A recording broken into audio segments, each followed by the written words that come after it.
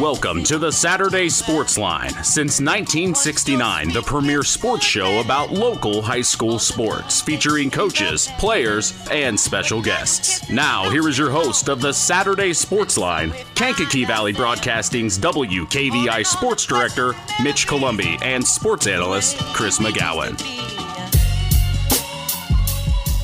As the Knox Redskins will pick up another win, their third conference win in a row. They move to 3-0 in their new conference, making a statement. 57-24 is the final.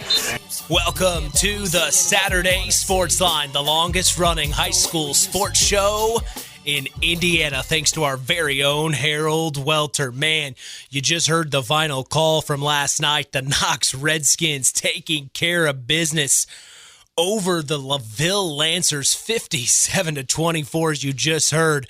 Quite an impressive performance. Of course, we will have a chat with head coach Russ Radtke in this hour about the win last night. That's their third, the Redskins, their third win in a row. That is their third win in a row in conference action. So they are 3-0 in the new conference. Good for the Redskins this morning. We see other scores in our area. The North Judson-San Pierre Blue Jays take care of business on the road at Triton, 40-0. Another shutout performance from the Blue Jays. We'll hear from head coach Brett Lambert here shortly. The Winamac Warriors, a tough loss on the road to North Miami last night. 41-14 was the final. The Warriors moved to 2-3 on the year. The West Central Trojans picked up a big win, though. They moved to 4-2 as they beat South Newton on the road, 34-18. The South Central Satellites, tough loss hosting Pioneer last night. 55-6 was the final. The Satellites moved to 1-5. The Cavs also moved to 1-5 as they hosted Caston for homecoming last night. A tough one. 21-20 was the final. Man, that is a tough way to go out. We will hear from head coach Austin Foust in the next hour. Some other sports I wanted to bring up. The Culver Lady Cavaliers volleyball team continues the winning ways as they beat Lakeland Christian a couple of nights ago, 3-0. They are doing very well. Of course, we heard from head coach Andrea Barrett a couple of weeks ago. They've got some goals in mind, and they are looking very, very good. Staying in Culver, the Lady Cavs soccer team, an unfortunate loss to LaVille, 2-0. We will hear from our Tyler Roth WKVI Athlete of the Week, who is on that team, freshman Ava McCune, who has 35 goals up to this point in the season. That's how many she scored as a freshman up to this point. That's 3.2 goals per game on average. Quite an impressive athlete. I think that's one name we will be hearing from Culver the next several years. We now turn to North Judson-San Pierre Blue Jay head football coach Brett Lambert. Another shutout performance for the Blue Jays as they beat the Triton Trojans in Bourbon, Indiana. Coach, how are you today? Awesome. I mean, that was a big win that we had there, and we really played well in all three phases of the game. And again, to go to Bourbon and to get a victory like that, it was really sweet. Yeah, you had to go to Bourbon last year, and you turn around because of the conference shakeup. You had to go back. We hope next year they have to come to North Judson, Coach. But you were able to take care of business. The Trojans, they've been able to do some damage this season against other opponents. Of course, coming into last night, they were 4-1 against you, and then you didn't allow them any points, Coach, and they didn't allow Winamac any points last week. So for them, I'm sure it's a little detrimental. Yeah, I mean, from the opening kickoff, so we took the opening kickoff and took, I want to say, 10 minutes off the clock. We almost took the whole entire first quarter. I think it was about I don't have the exactly, maybe about a 19-play drive to start the game. And they kind of caught us off guard a little bit because we always know when we play teams that they're going to come out with different defenses. I mean, people mix it up against us. They do the same thing to Knox. But we thought, they're definitely going to be in their 3-4. They put that in this year. They're going to be in it, and they came out a totally different defense. So we adjusted on the fly, which was fine, and we've been doing this long enough. But we took the ball down the field and scored there, and we ended up with 20 at halftime. We got 20 more in the second half. We ended up with 451 yards of offense. And the thing with us that was a little uncharacteristic is we were, let me look real fast here, 5 out of 7 passing for 176 yards. Wow. Yeah, and so we had 2 touchdowns through the air. Wilcox came up with 2 big touchdown receptions, one for 55 yards, one for 64. Grayson McDaniel had a really nice catch for 43 yards. Let's see, I think Wilcox had another one for 14. I want to say that Trey might have had one in there too. I don't have the stats on me right here. So yeah, it was awesome to get some yards through the air and just what they were giving us. They were they were really packing their guys in there. And it was a windy night, so I think they thought we weren't going to throw. And heck, and a lot of teams last night I don't think did throw well, but we threw more than we have really all season. Then let me see here. Do you mind doing that? Do you mind doing that? No, I'd like to. In some of these games the past couple of weeks, we wanted to throw the ball more, but they kind of got lopsided so quickly that it makes it hard to do it when you're only running 20-something plays, and you almost, and then you're up by a bunch. So you don't necessarily want to throw. Like we only threw the ball once in the second half against Triton. But it's just because the main reason I threw is because they just kept blitzing their free safety, and I thought, well, God, if they're going to do that, we got to throw the ball over the top, and we did and scored. So yeah, we know we can throw the ball, we just haven't had to. And, their defense, even though they gave up 40, I mean, I feel like they were making us work for what we got, but just offensively, they couldn't get anything going. I mean, here's the stat of the night. They had, according to our stats, they had 16 yards of offense. So yeah, we our defense right now is really playing above and beyond what I thought they would be. And I knew we'd be good. Don't get me wrong, but that was an incredible stat there. To only give up 16 yards against a team that has some talent. But I mean, we had so many tackles for loss. I mean, Benson and Wilcox and Sanchez, and the list goes on. To do that, the whole defense has to be on, and they were. So what is that? Our 4th consecutive shutout, and our defense actually hasn't been scored on for 5 weeks because we had to give up a special teams one to Laville. Right. So yeah, we're on fire right now. Things are, I just feel like we got a really good mojo around the team, and really pleased with where we're at right now. In your 6 years coaching at North Judson-San Pierre, Coach, has there been a better stretch of games for your Blue Jays when you're the head coach? No. I mean, we were good. I mean, we were really good 2 years ago. I mean, we've had good teams, since I've been here. But 2 years ago, that 2002 team, we were 7-0 going into that Laville game, and we ended up losing, and ended up going to the semi-state, and would be finished 12-2, I think. That was a really good team, but I can't lie, and I'm not trying to disappoint some of those kids. This team right now is playing at a higher level than they even hit. I mean, it's just, and again, we still got to get better. We still got a lot of things to work on. But right now, yeah, things are definitely hitting in all 3 phases of the game, and the defense is pretty locked in right now. You can really see it in practice this week, because we actually, early in the week, we had one of our worst offensive practices. I was about to just snap and lose it, but I didn't. I kept my cool, and then the kids kind of knew I was frustrated. Then we got to the defensive part of practice, and they were locked in and just dominated. And it was like that all week at the defense. So I just feel like we're in a good spot there. Coach, I'll be honest with you. When you're in this position, like you just said, this team is really locked in. Do you as coaches have to amp up, raise the bar from your perspective as a head coach? You got this team now that's just shutting out other teams. I mean, do you have to raise the bar yourself as a coaching staff?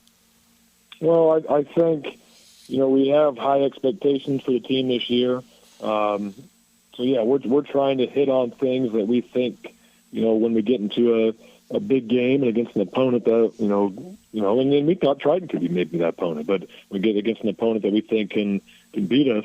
We got to make sure, we're still practicing certain situations in practice because maybe we're not getting in the game, so we're trying to do that type of stuff. We're trying to plan, whether it's a 2-minute offense, whatever it is. We're trying to get all those things incorporated.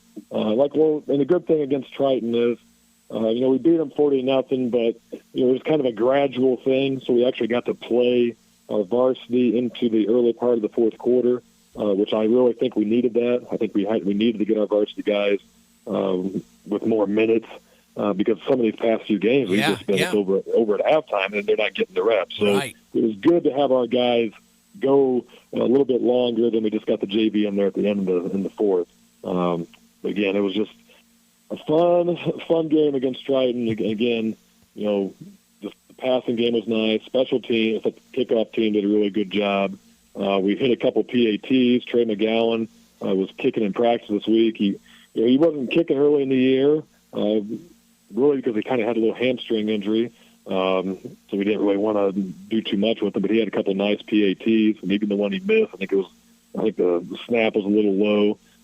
That kind of threw it off. So again, we're trying to get that kicking game fixed. But yeah, we're in a good spot. But again, you've got to stay focused and keep the kids into it and keep them hungry. And that's and make smart decisions. And like I talked to the kids this week, the grading period's coming to an end. Need to make sure everybody's getting their stuff turned in, and we're all eligible. And so again, it's more than just beating teams. There's a lot more that goes into a football program. Yeah, you get to stay home at Liberty Field for this coming week. It's a rivalry alert, Coach. The Winamac Warriors are coming to town, and no matter the record, I know that this being a rivalry matchup, you want to take it to the Warriors. I guarantee it.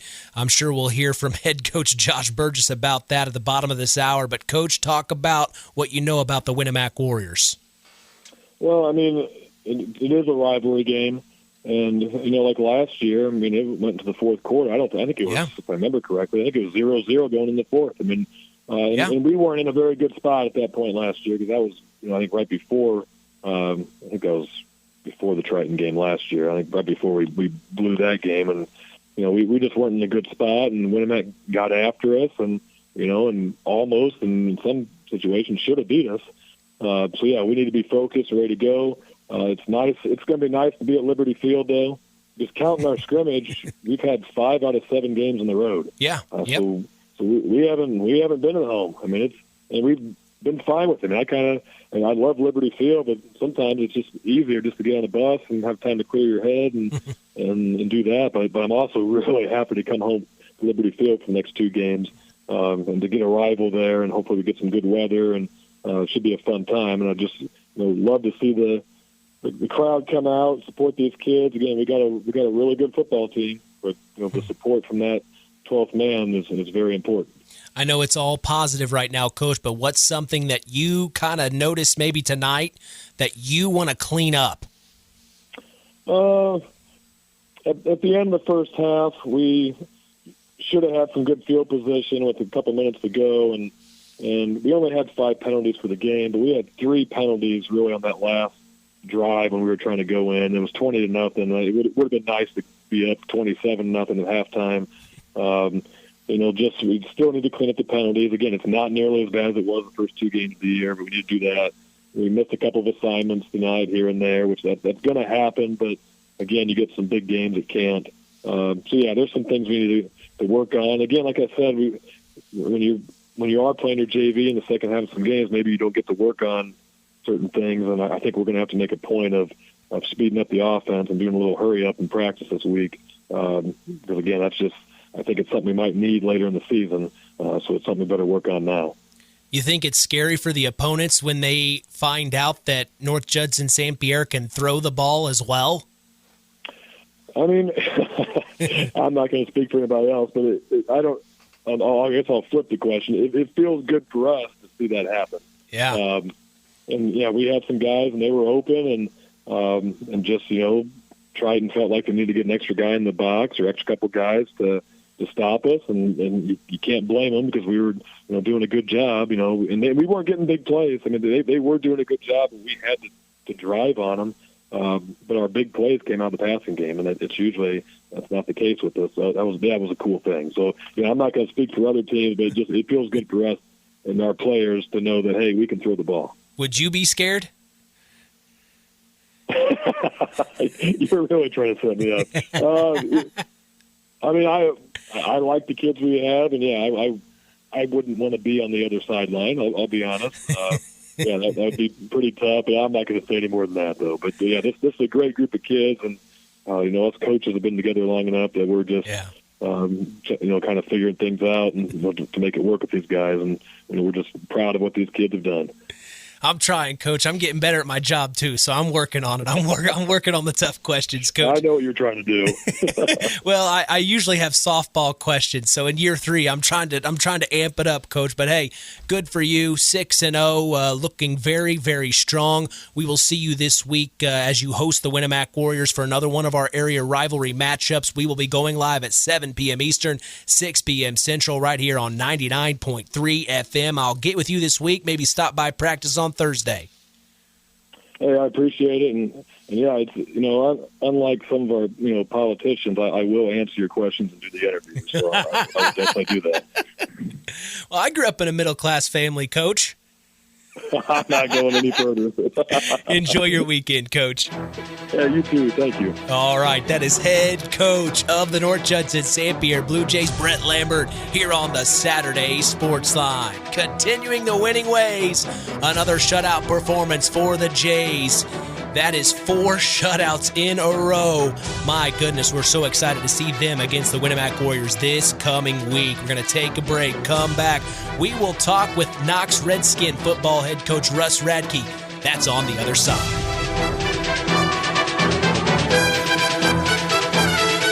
As here's a huge run by Jake Conroy up to the left sideline, crosses the goal line, and it's a touchdown. Jake Conroy strikes first. Conroy's going to take the snap, hands off. Using the block beautifully, it's Jake Conroy to get the touchdown. It's another Knox Redskin touchdown. Jake Conroy.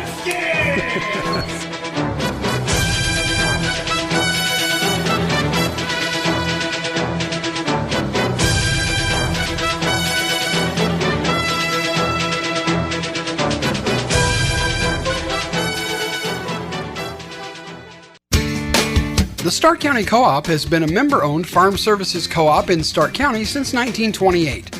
That's over 90 years, and they're still providing the same quality agronomy services to the farming community of Stark and surrounding counties. The Stark County Co-op is an LP and fuel provider. The Stark County Co-op purchases grain at both locations, Hamlet and Brems.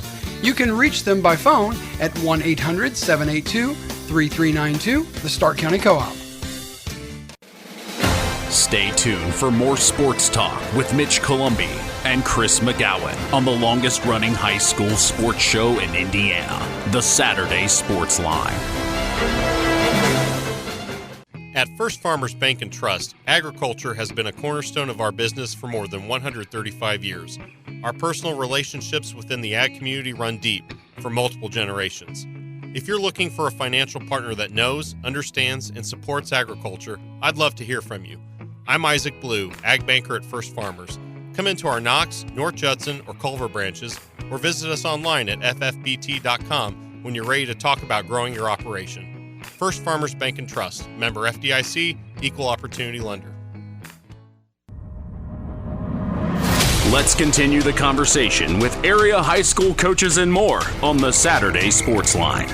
Continuing the tradition here on Kankakee Valley Broadcasting's WKVI, it's the Saturday Sports Line. Big time win for the Knox Redskins last night as they beat conference foe LaVille 57-24. We were there for it, and man, was it a great game. We have head coach of the Knox Redskins, Russ Radtke, in the house to break this game down.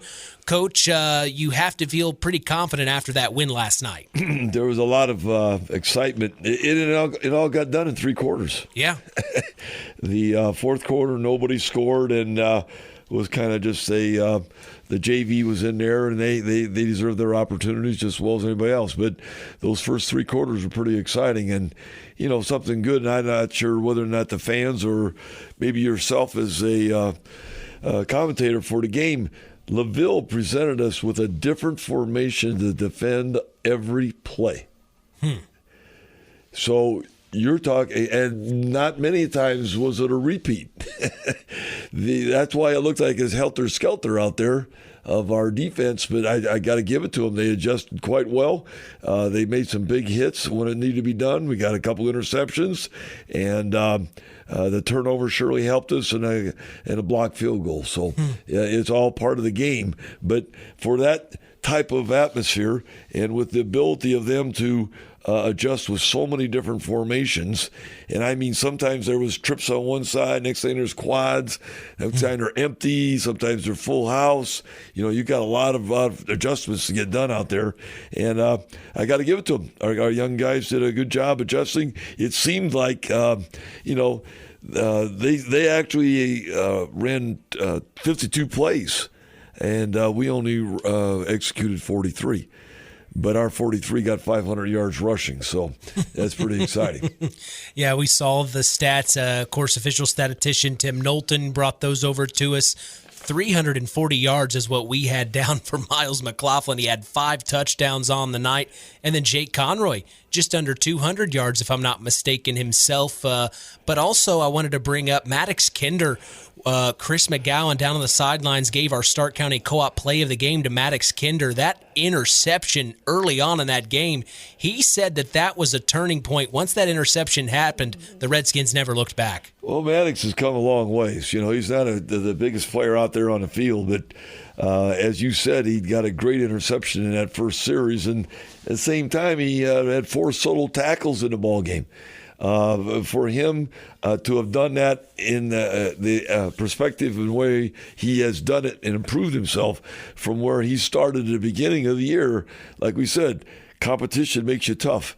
And those first couple games, he had a little bit of problem, and we got on him, and he's really stepped up. Some people would just drop their head and say they're not going to get it done, but the young man's come alive, as well as with Jake Conroy back there. But Ashton Walker also had 3 solos and assists, and then you throw in Keegan Average. He got 2 solos, and that whole group of that secondary of young guys that have come in that didn't start much at all last year or played has really brought our secondary into some perspective that we're very proud of. You mentioned Jake Conroy. There was a moment in the game I was waiting to ask you about this, just to shine a light on it. Of course, you don't have to answer the question if you don't want to, Coach. There was a 2-point conversion, and Jake really got hit hard there at the goal line, and you had some words with him. What was something you were saying to him there on that missed opportunity? He couldn't get the 2-point conversion. Well, that you better be able to put the ball in the end zone on the kickoff. And he did that all night long. He got that wind behind him. He put it in there. You got to realize Jake's on every specialty team. Yeah. He made a lot of solo tackles with the number of times you kick off. He's the safety that if they break loose, he's got to make the tackle. He's on the defense, calling the secondary and making his adjustments there. He's on the offense that has to block as well as carry the ball. There's not too many times that he's not on the field itself. And after the game, he looks, like you're saying, quite beat up, but he enjoys it that way. And that's just part of the football that this atmosphere of these seniors have really came on and gave us some great leadership. But then again, they had a great receiver that they had also. I believe his number was 14, and I think that's Braden Schwitz. Schwitz, yes. Yeah. Unbelievable. And then he was able to make contact with him a couple times, and he bounced off of that. So it's almost like we had 2 Jake Conroys out there on both sides of the field. So both guys were really going at it. And after the game, I saw them both congratulating. They're both seniors. Last time they get to see to play each other. It's definitely a great situation for himself. And then Jake's also our punter too. But tonight we got off a punt with Miles giving a punt in a situation where we felt that we had to get a quick kickoff and so forth. So all those type of things are, you kick off this many times in a season and you don't give up a touchdown is unbelievable. I just hope they keep getting improvement. And, of course, nothing else. You got to remember, practice makes you better. And as many times as we do it under game conditions, that group out there is doing quite well. Yeah, definitely with the conditions. It was very windy last night, but LaVille still got the ball in the air. And there were a couple of plays, they had that big-time pass play that made it into the end zone. What are some? That was a threaded. You're talking about the early one that was way up over the top. Right. When he had the wind. That's for sure. And then the other one you're talking about was the zip right down the middle. You can't defend that. I mean, that's just he's in between two. Both our defenders are right there, and he zipped it right in between. That's just like college pro. There's just some things you can't get it. And I think he got a touchdown. Yeah, yes, that was a touchdown as well. So, he's a great quarterback, and I'm glad he's a senior. Which was interesting. He wasn't the starting quarterback last year, I don't believe. No. That young man was fantastic. He had played 3 years in a row, but this young man was also has been playing defense too. So he's tall, 6'3". Yeah, he's got great athleticism about him, and. Let's see he put the ball in the air 33 times. Yeah. And 20 of them he completed. Actually 22 because we intercepted 2. So right, yeah, we'll take those two completions to us. But like you said, Little Maddox was able to pick that off. And but there's also other guys that are causing. I think we sacked them 3 or 4 times. The quarterback got him back in the pocket back there.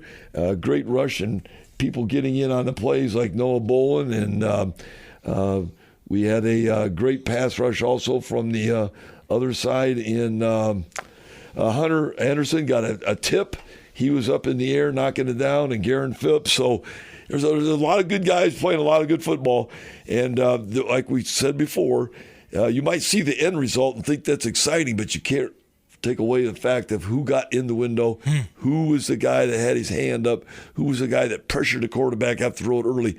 And that's exactly where Maddox made that interception, because someone had forced him to throw that ball just a little quicker than he wanted, and he stepped in and got the ball. So it's great special teams, good work. We really impressed with the competitiveness that LaVille brought and how hard they kept coming at us, and doing a good job on their offensive atmosphere, making our defense have to make so many adjustments. Whereas earlier in the year, or maybe specifically against CMA, we did not make those adjustments, and they picked on us and got us, and that resulted in the 47 points, 47-46. So overall, the great atmosphere for the community. Like you said, the weather is really going to be getting bad at night. A lot of games got postponed down across the state, south. Yeah. The big hurricane and so forth. So we got ours in, and we'll get into this morning on Saturday and reevaluate the film, start getting ready for the next game. Something I thought that was really prevalent last night was the defensive line. Zarnecki didn't have much time. Those throws that he had to make, he had to do it within the first couple of seconds of grabbing that football, because I thought the defensive line just collapsed that pocket really well tonight. They had a couple of sacks, if I'm not mistaken. Yeah, I think there was 3. 3 sacks, and Dominic Triska in there. His ability to, and with Easton Minix, and then, of course, like we said, Noah Bolin and Anderson. Those guys are all, and we don't give them the same look every time. And as a result of that, I think that creates situations that gives more excitement to the defense, too, rather than always saying, well, Coach, I'm sitting here in the same spot every time and they're blocking me the same way every time. So you got to make some changes. I got to give it to the coaching staff at halftime. A fantastic effort. We were going to get the ball to start that second half, and I think we scored on the very first play of the second half. Yeah. So that type of thing of the coaching staff getting in there, Coach Joe doing his job with the offensive line, and Tyler with the backs, and then working with Bo Radtke, who also does our specialty teams. Those 3 guys throwing the offense together in their room, and then on the other side you have the 2 Triska brothers, Brian and Steve, and then you throw I think there's a guy named Julio in there somewhere. Our defensive secondary, defensive coordinator. Boy, they don't take nothing for each other. And sometimes the defense gets a little tesky to the offense, and they don't like to be challenged. Yeah. In that perspective. But that gets their adrenaline going, and I always look at it and say, well, geez, Coach, you're not a very positive guy all the time. Well, if I sit around and pat you on the back all the time, I ain't going to get anything done. Yeah. I try to bring up the negative things that might be happening, and when I can do it for a second or two, even last night, Brian was able to do a good job with our defensive secondary, and Brian Triska came in after I backed off. First asked him to let me talk first, and then that gets those players to believe more in their coaches as assistants and stand up for the fact that they don't like Coach Radtke after their boss. I don't know how you look at it, but that's what I'm trying to explain. Yeah. That they really feel that ownership of responsibility to not let that coach down. Hey, times things happen. Don't get me wrong. I mean, like we said, there's a couple passes. It's just that you can't do it. I mean, it's going to be there. But then you got to get the ball back and do aggressiveness on their part and let those other coaches get on the sidelines and work on it. Yeah, you actually had a couple of times you got the ball in the air as well. The rain didn't come till later in the evening. But all in all, you guys took care of business. Another conference matchup, and we kind of mentioned it a couple of weeks ago when you beat Tippecanoe Valley. I had mentioned to you that Chris McGowan had said, that was a statement for the Knox Redskins to come into this new conference. A lot of talk behind the scenes of, was this a good idea? Was it a bad idea? What is Knox making the right decision? And right now, 3-0 in this new conference, Coach, I think you're making a name for yourself in this conference. The factor of hopefully you can win a conference, but the competitiveness of it week in and week out makes you ready for what's going to happen here later on. Hey, even tonight, last night, the helicopter got grounded. I think it ran into the fence. Oh no, the wind was. Well, it came in for a landing, I guess, and they had to change the batteries on it, and all of a sudden, the wind got it. Oh no! And it didn't destroy it. Thank goodness. But they said, okay, we're setting it down for a while. And they let it go. And then use their other process of all those varsity assistant coaches, we call them, who's our junior high staff, kept going with the end zone shots. So we always have a backup to try to help work out all those things. Well, and Chris noticed on the sideline, the guys running the end zone camera, it almost got blown over, and they caught it at the last second before it hit the ground. Well, so it's just the elements were, it was crazy. It's going to get that way, and that's why we run this offense. This is why we do these type of offenses like this, so that we're always ready to do what's necessary under the conditions. And the coin flip, we chose to defer. Which is rare for you. Well, the wind told us that if we could get that opportunity to kick off and get ahead in that first quarter, we scored three touchdowns. They only scored one. That gives you a great incentive coming out of that third quarter up first quarter 22-6, where I think, and I've been coaching this for so long, that if you're always fighting the wind, even though if you're not a passing team, you may have to punt, or you might have to give them field position that could be costly. So the coaching staff didn't like the idea. My grandson told me that wasn't the right idea. But we had one guy that decided that it was a good idea, and that was a couple of defensive coaches that wanted to play defense first. How old's your grandson? He's in fourth or fifth grade. I guess he's just like you. He doesn't mind saying what's on his mind. Well, he plays football and he understands the game. He draws a lot of plays in that, and he sees what's happening out there. And if he can do that at a young age, it's going to help him in his future also playing. One thing I also wanted to bring up, Coach, was, we haven't talked about it this season, was your offensive line last year. You graduated 8 seniors on that offensive line, and you come back this year, and I think that might have been some of the questions people may or may not have had about the Knox Redskins losing that many up front. And at this point in the season, it doesn't look like that's been an issue at all. Well, sometimes people watch and see, and then they can duplicate it or find a way to repossess that same knowledge of the game. And I'm telling you, it's a knowledge of the game, the way our offense blocks. And a guy like Aiden Reed, who's a senior, he has stepped in this year and done a great job in there. You throw Tucker Burns in there, who's a center, who's now playing one of our offensive tackles. Noah Bolin, of course, he knows what he's doing out there. He was in that group last year. He's one of the only guys probably coming back consistently. You throw Dixon in there, Keyston Dixon, and then, of course, you throw Big Minix in there that comes along with another sophomore that got it added in there too, and that's Hunter Anderson. He comes in and plays some of the offensive line. It takes a little bit to come along, but it gives you a little initiative that when you're running the ball, you're forcing the contact. You're forcing the initial. If you're sitting back and taking it all the time, and there's nothing wrong with that, don't get me wrong, but it takes longer to get that done. And I think that's why some of these guys that have been able to step right into this situation and do a great job, even Hayden Smith, who's our center this year, his ability, and he's already going to go into the Marines and be in military active duty pretty quick.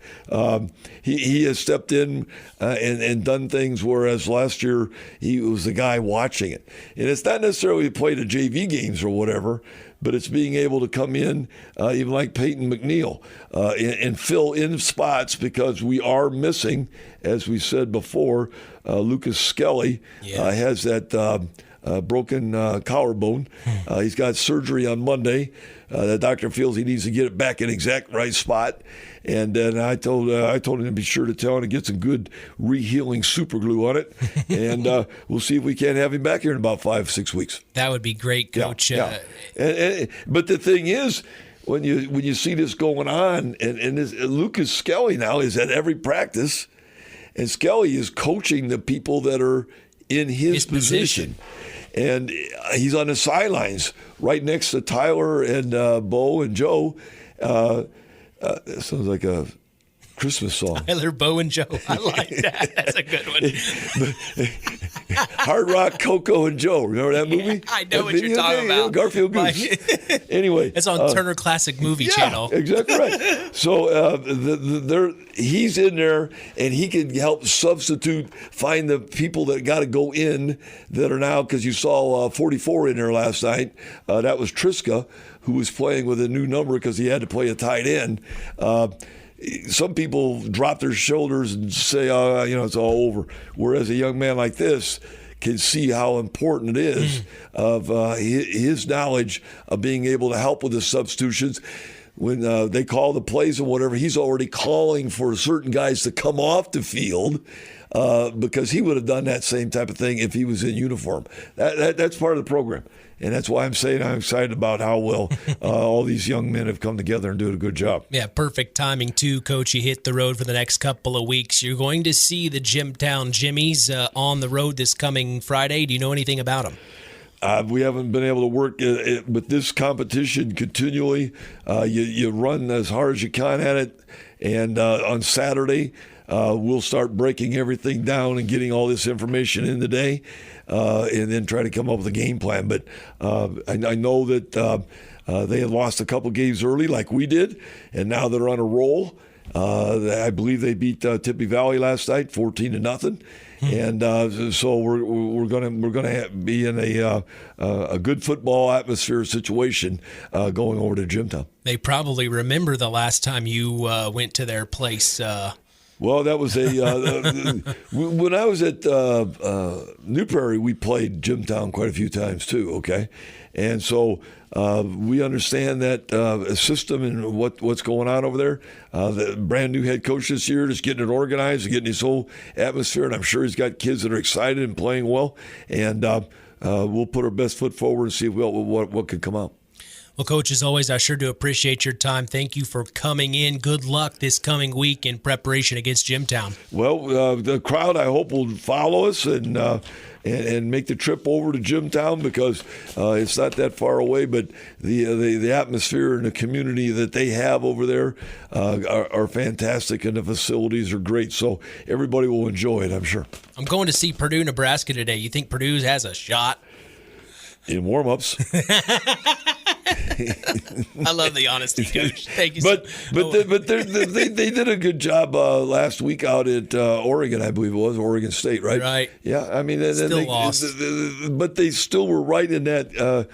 The type of offense and the ways they play their ball. If their quarterback gets hot.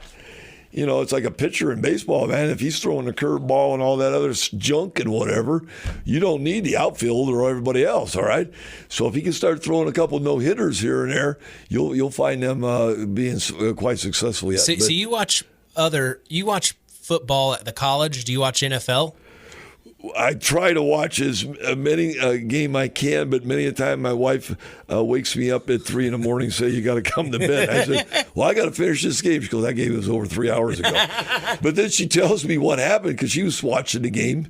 You can't find a better analyst than her part to getting information in that. So, boy, that'd be a good interview, Coach. We'd learn a lot about you, wouldn't we? Wow. We might have to have that red button over there ready to go, okay? So, not that she would say some foul language, which she never would, but she'd definitely give you the right 2 cents. She's not going to lie about anything. They always say behind a good coach is an even better wife. And one that can give her 2 cents because like last week, she was in the stands with her granddaughter, and then her granddaughter came down and got in the locker room, and then she started telling our coaches that we need to get the ball in the air more. And then I started thinking, were you sitting with Grandma? Yeah? Okay, no problem. We take 2 cents any way we can get it, okay? Boy, she's good, Coach. Well, right. I appreciate you. We'll talk to you soon, okay? All right, have fun, everybody. All right, that is head coach of the Knox Redskins, Russ Radtke, here on the Saturday Sports Line. We appreciate his time. We're going to take a break, come back. It's time to talk West Central football with head coach Marc. That's on the other side.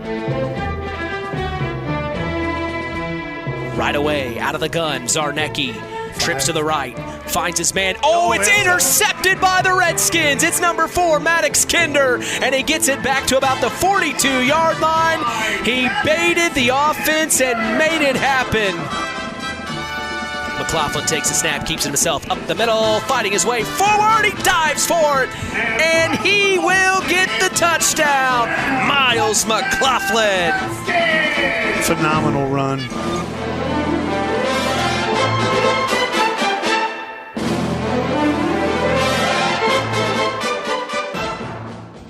At First Farmers Bank and Trust, agriculture has been a cornerstone of our business for more than 135 years.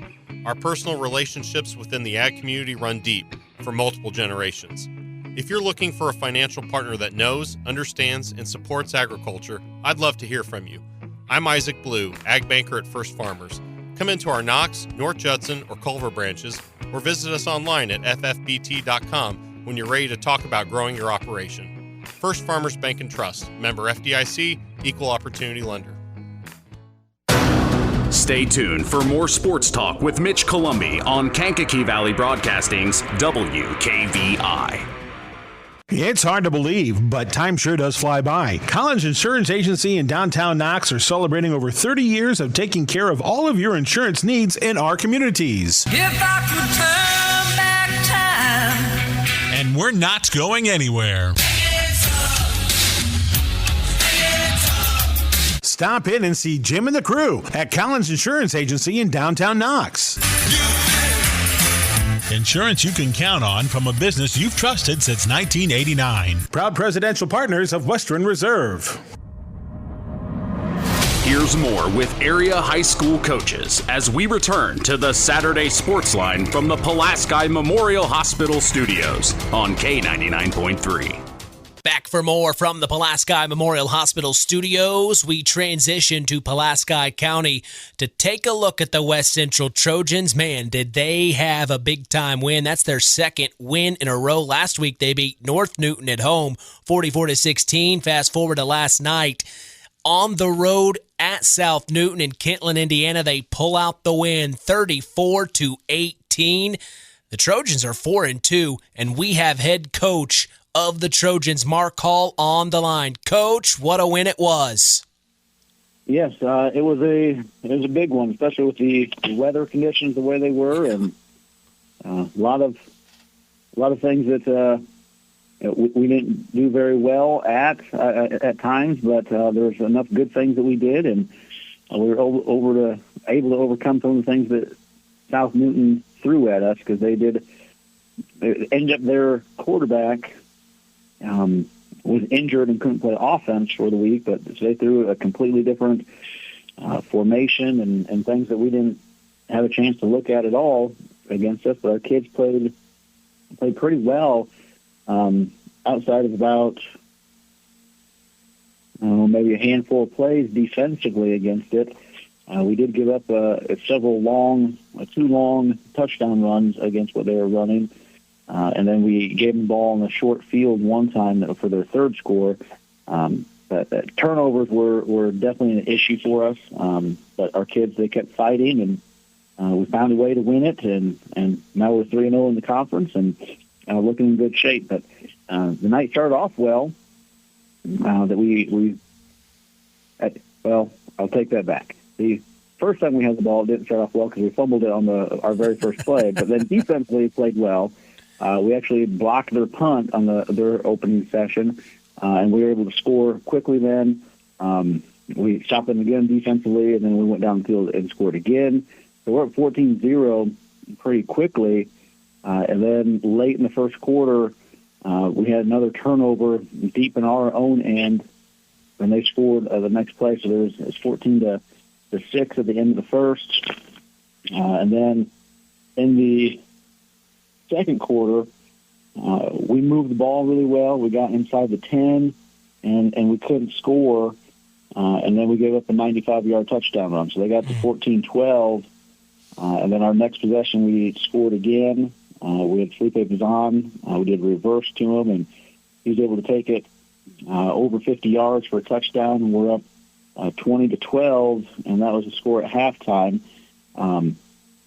We kick off the second half, and with the wind the way it was, we kicked one up in the air, and it just caught it, and then it started coming back towards us, and they couldn't field it quite right, and we were able to get another possession there, and we were able to recover it. But unfortunately, we didn't do anything with the ball at that point. And then they are going to score. They scored in the third quarter there, and it's 20-18 as we go into the fourth quarter. Late in the third quarter, we again drove down inside their 10-yard line, and we didn't score. So we had opportunities that we just didn't capitalize on. We also had 4 turnovers on the night, which we've got to clean up. And it wasn't like we were trying to pass it. It was we just got to be a little bit stronger with the football, with making our reads. But then in the fourth quarter, we were able to put another 2 scores up and shut them down on defense. And they gave us everything we could handle, really. They played well with what they had. They had their one of the really fast kids.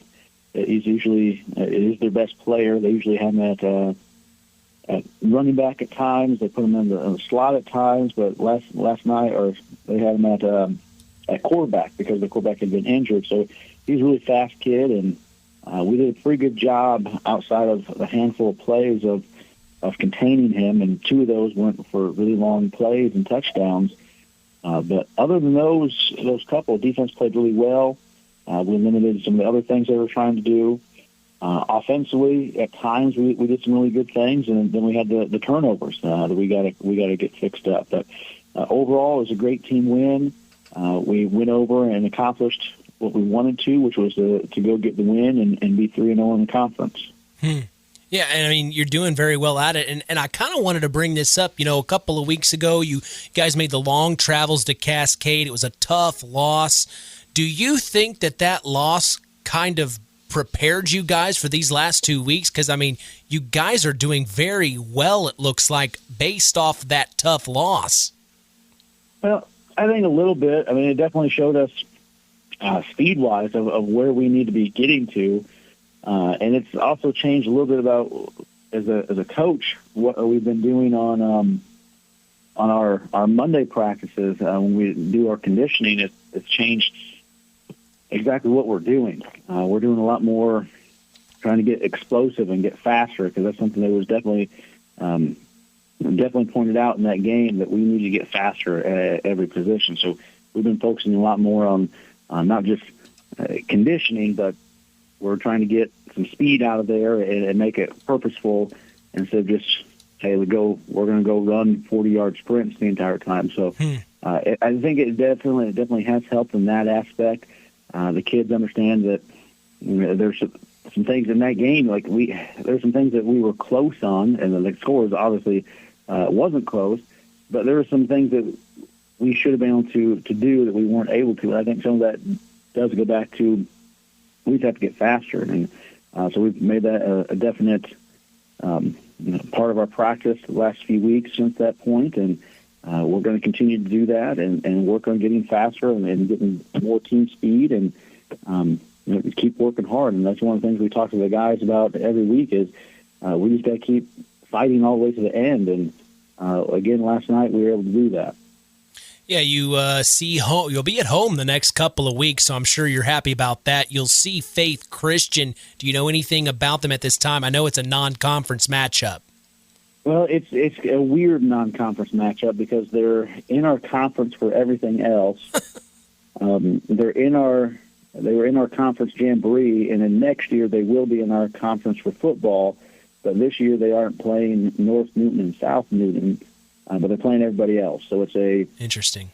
They're not in our conference, but they are in our conference. Right. Thing. So we did see a little bit of them at the scrimmage of the jamboree that we had this year, but not a whole lot. And then since then, I haven't seen anything on them. So we'll get film on them and take a look at what they're doing and see how we can match up against them. Is there anything in particular right now you have to work on this coming week in practice?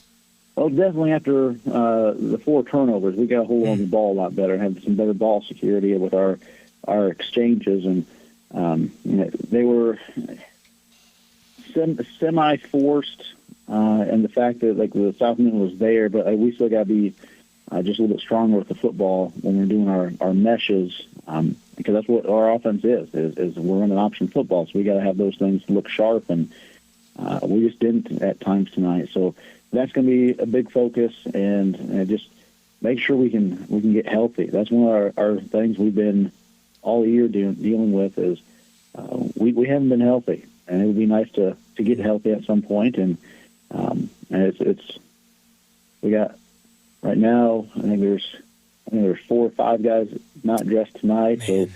So some of those guys are season-ending injuries with they got casts on, but we had a couple guys get some ankle injuries tonight. So hopefully we can get healed up and get ready to play some football. I wanted to ask about quarterback play, Coach. I know that part of the flex bone, it all starts with the quarterback making sure he's making his right reads. How is the quarterback play right now for you guys?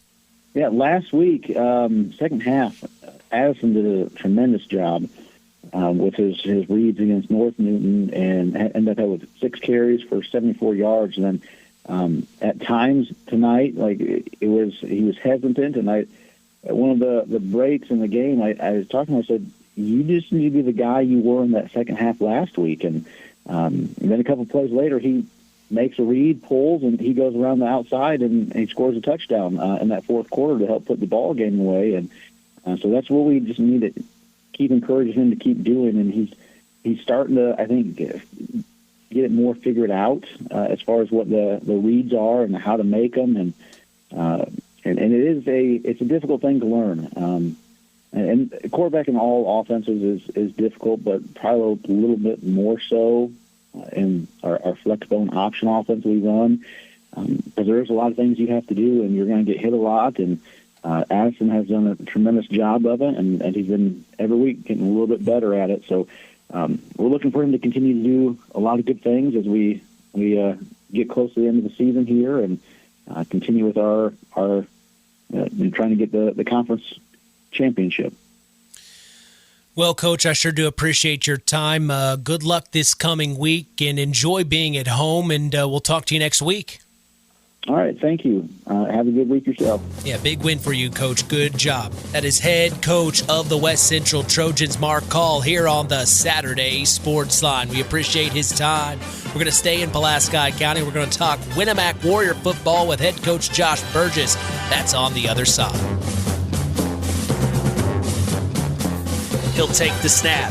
Hands off to Conroy this time. Cross the 40, Big out to the 45 to the 50, now to the 45 to the 40, 35 to the 30, 25 to the 20. Lancers trying to tackle him at the 20. He spins out of it to the 15, to the 10, and he's knocked out of bounds.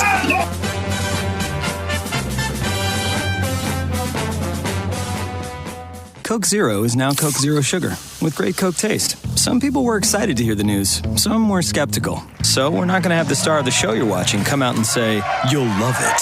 No special jingle written by this week's hottest pop star. No famous internet celebs who happen to be holding the label just so. Okay, maybe just one little pour shot. The only thing that will make you believe Coke Zero Sugar has great Coke taste is trying it yourself. Ice cold Coke Zero Sugar. Try one today. Stay tuned for more sports talk with Mitch Columbi and Chris McGowan on the longest-running high school sports show in Indiana, the Saturday Sports Line. Pulaski Memorial Hospital. Quality care closer to home. Pulaski Memorial Hospital is all about community and keeping our community spotlight shining on the accomplishments of our youth.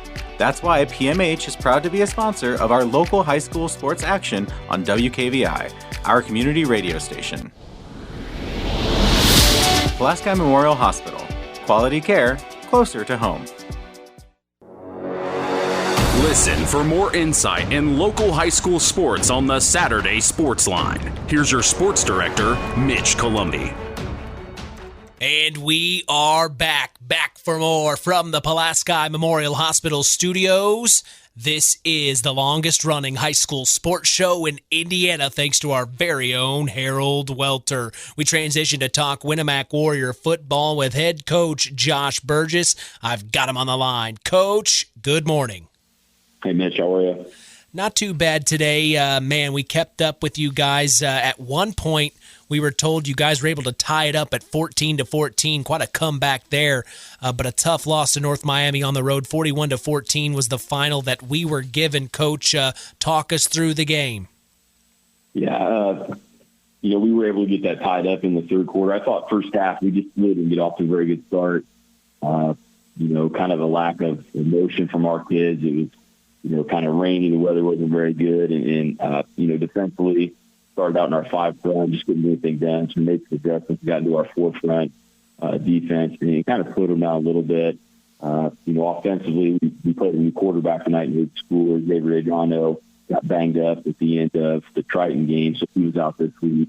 I thought Aiden handled himself pretty well for never having played quarterback before, but it was kind of tough going. So coming out of halftime, I thought I could get a little more emotion. We were able to get a score in right on our opening drive, forced the turnover on the next kickoff, and put a score right in then. So we got it to 14-14. North Miami scored on a long run right after that to get 22-14. We had the ball inside the 10 at the start of the fourth quarter, but I thought our kids just kind of wore down a little bit. And give North Miami a lot of credit. They were able to get a couple scores in the fourth quarter to get that score to 41-14. Yeah, it seems the name I see on the stat sheet that you sent me, Allen, must have had a heck of a game for you guys. Yeah, he had a really big game for us defensively. Addie's that type of player coming in from the secondary. He's very active in the run game and, cleaned up some stuff and some mistakes that we made up front. So, he stepped up for us.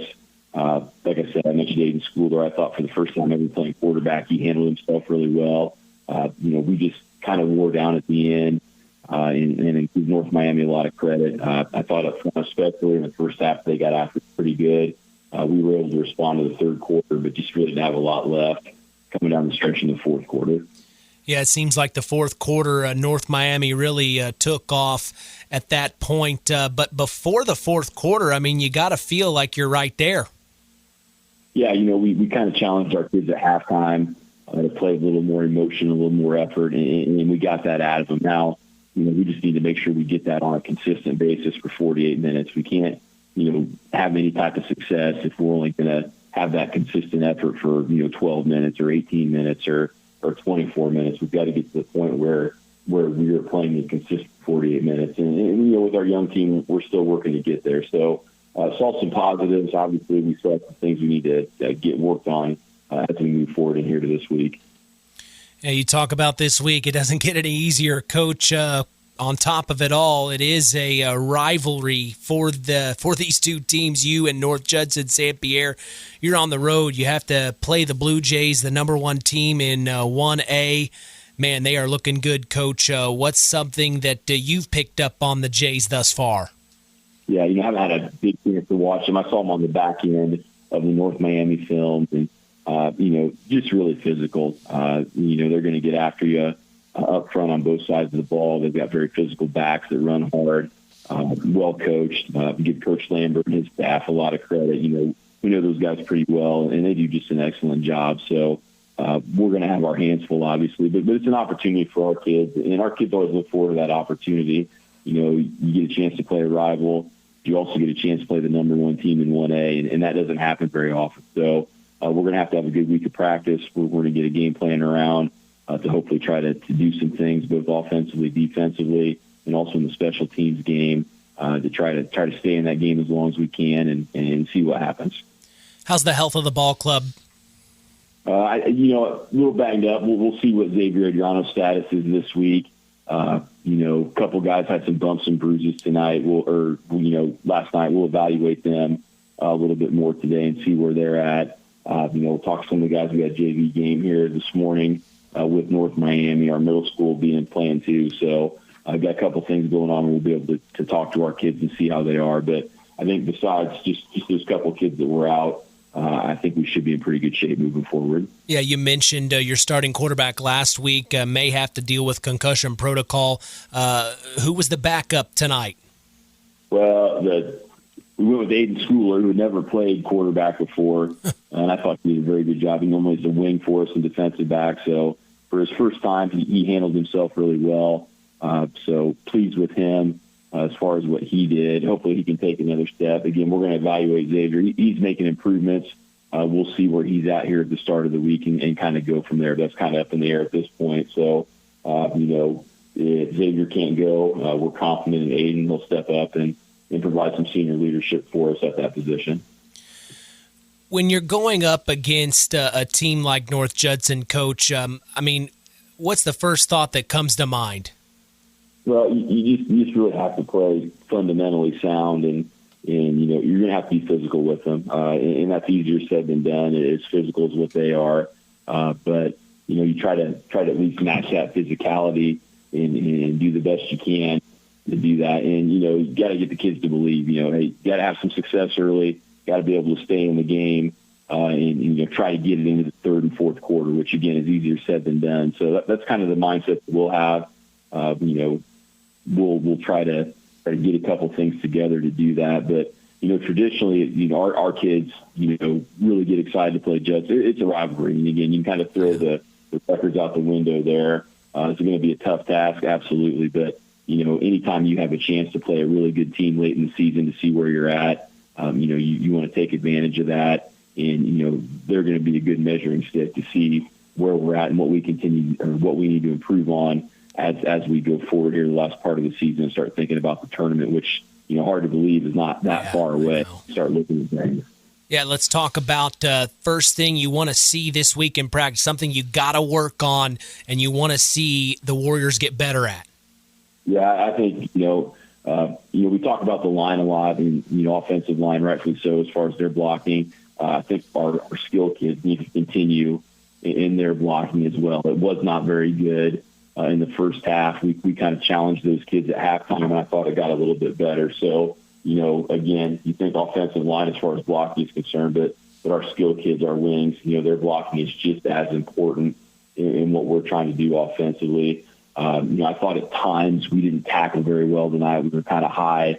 We need to get that straightened around. So we'll work on some of that stuff this week as well, and just kind of stressing the kids that they've got to up their physicality here as we approach the end of the season. Well, Coach, we're going to be there for you this coming week, going live at 7 Eastern, 6 Central. I'll get in touch with you and maybe make it to practice hopefully this Wednesday. Yeah, that sounds good, Mitch. Appreciate all the coverage and all you guys do. Absolutely. I appreciate what you do too, Coach. Try to enjoy your weekend the best you can. All right, appreciate that. Thanks a lot. All right, that is head coach of the Winamac Warriors, Josh Burgess, here on the Saturday Sports Line. Tough loss for the Warriors, but we will see them in action this coming week in North Judson. It's another rivalry nobody misses in this area, and we're here for it. Taking a break, going to the top of the hour, the Athlete of the Week interview with Ava McCune of Culver Community is on the other side.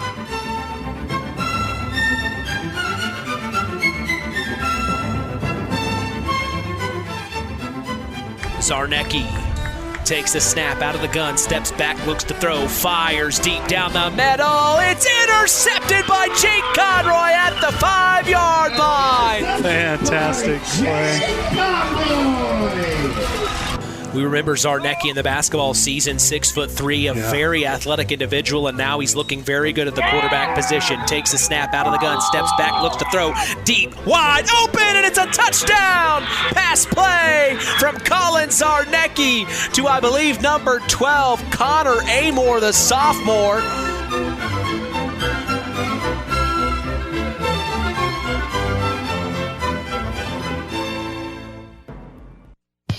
The Stark County Co-op has been a member-owned farm services co-op in Stark County since 1928. That's over 90 years, and they're still providing the same quality agronomy services to the farming community of Stark and surrounding counties. The Stark County Co-op is an LP and fuel provider. The Stark County Co-op purchases grain at both locations, Hamlet and Brems. You can reach them by phone at 1-800-782-3392. It's time now for Hour 2 of the Saturday Sports Line with your host, Kankakee Valley Broadcasting's WKVI Sports Director, Mitch Columbi, and sports analyst, Chris McGowan. Back for more from the Pulaski Memorial Hospital studios. This is the longest-running high school sports show in Indiana, the Saturday Sports Line. It's time to talk about our Tyler Roth WKVI Athlete of the Week, freshman girls soccer star from Culver Community High School, Ava McCune.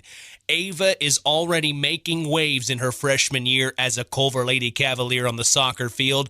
She has 35 goals this season scored. She's averaging 3.2 goals per game as a freshman. Without further ado, here's my sit-down interview with freshman Culver Lady Cavalier, Ava McCune. I am with our Tyler Roth WKVI Athlete of the Week, Ava McCune. 35 goals this season so far, Ava. You're averaging 3.2 goals a game, and like I just told our listeners, you're only a freshman. What is it about the sport of soccer that you love? I like that we can all communicate, and it's fun to score and help your other teammates do good. You talk about the other teammates, and of course we get the emails from head coach Neese, and he tells us who scores and everyone else. There's a lot of other players on this team as well. Who do you think we should know about on this Lady Cav soccer team? Maddie Hamilton, she helps me get my goals. She always chips up all over so I can score, and I really appreciate that. And you know, it's not easy to come in freshman year. You know, I'm sure you played soccer leading up to high school, but you get into varsity action. That can be a little bit of, that can mess with some people, but it seems like you're hitting the ground running. You guys have won 10 games already this season. I mean, how does it feel to come into high school and really just have a good, I mean, it seems like you're playing the style of soccer you want to play. How does that feel knowing you can go out there and compete at a high level in just your freshman year?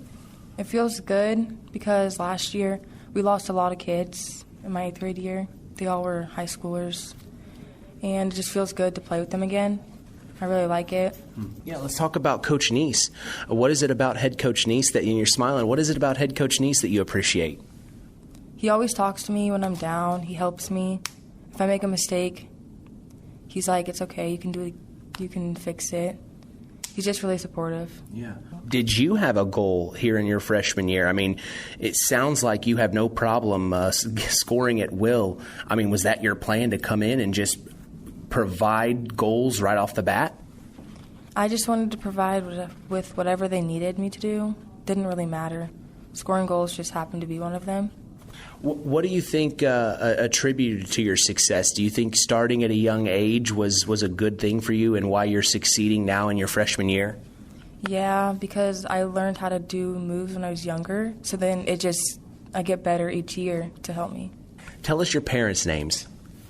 My mom's name is Nichelle McCune, and my dad's name is William Harris. And talk about the support system they are for you. They help me get to practice, and they support me with all my gear I need for the sport. They also support me even when I have a bad game, and they also help me just get through everything, so I really appreciate that. What do you hope happens here at the end of this season, Ava? I mean, things are going your way right now on the field. What do you hope this team accomplishes? I hope we can get a sectional championship.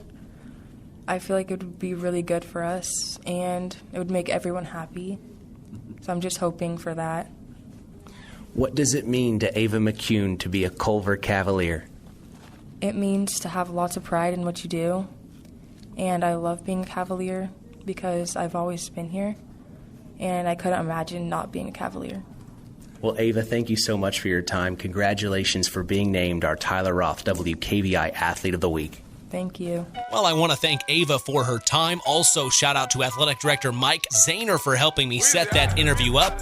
As we are going to take a break and come back, you're listening to the Saturday Sports Line.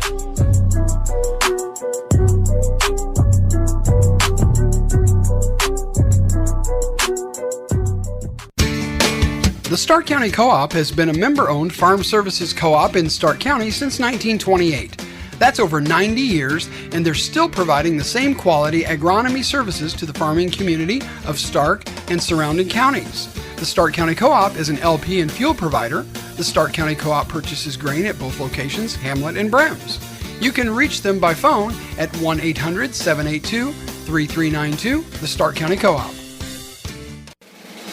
Stay tuned for more sports talk with Mitch Columbi and Chris McGowan on the longest running high school sports show in Indiana, the Saturday Sports Line.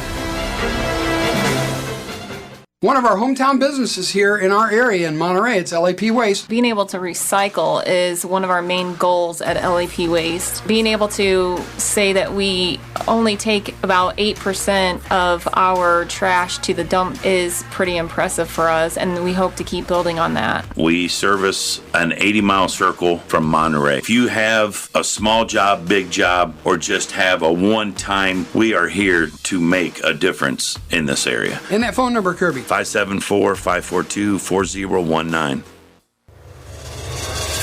It's time now for more local sports talk from the Pulaski Memorial Hospital studios of Kankakee Valley Broadcasting and worldwide on WKVI.com.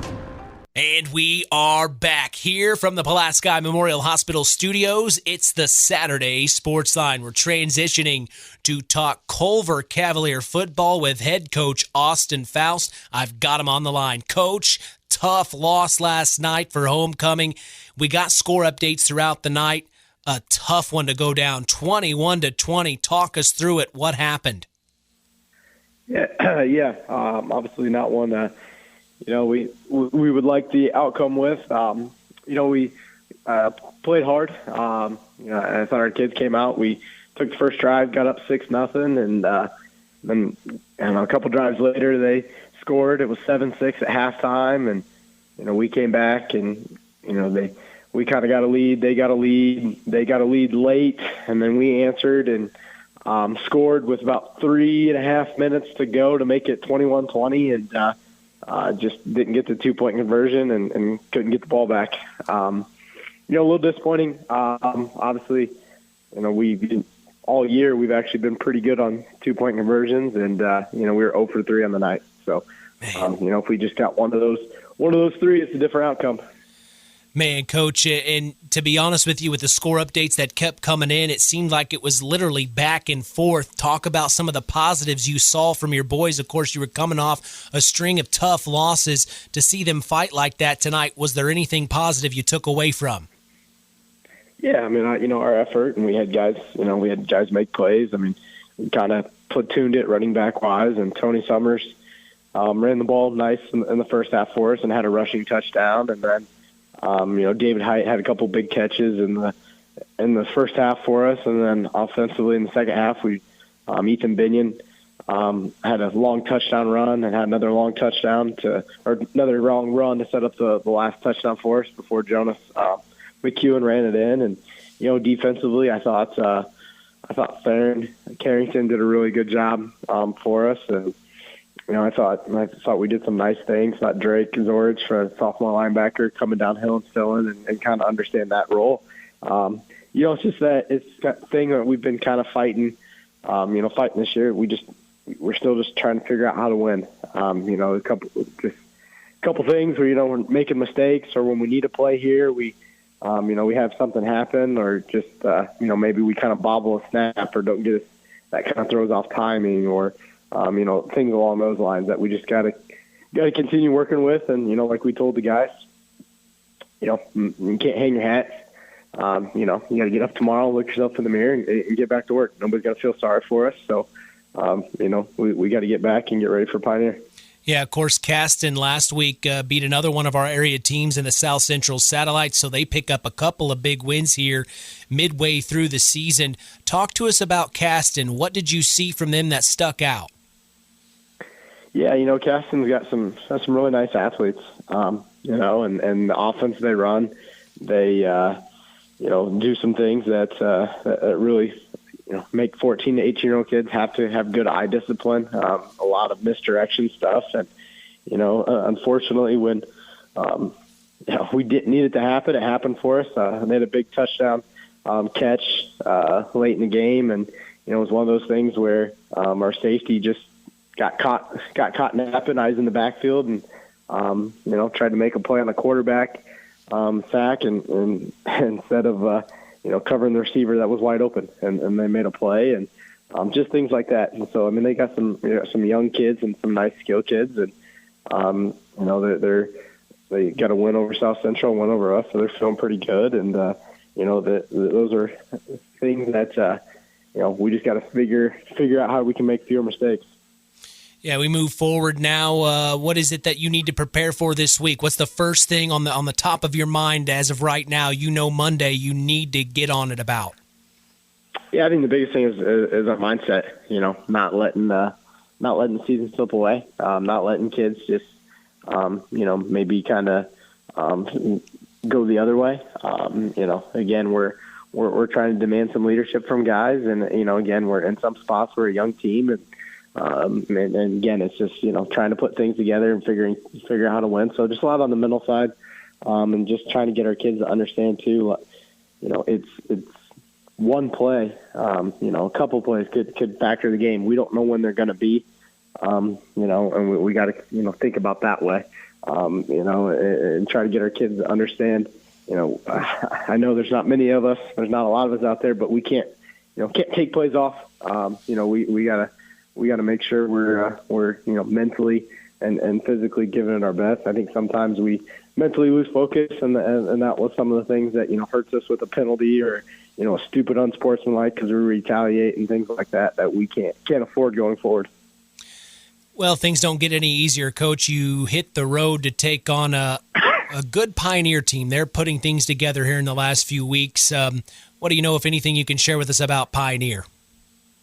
Yeah, obviously Pioneer is they're Pioneer. you look at Pioneer and you don't, maybe see a lot of athletes or things like that they, had a little bit ago, and they're running through the Llewellyns and Kaiser, but they're basically the epitome of a program. They're going to run the wing tee. They're going to run it really, really well. They're going to have kids that play incredibly hard.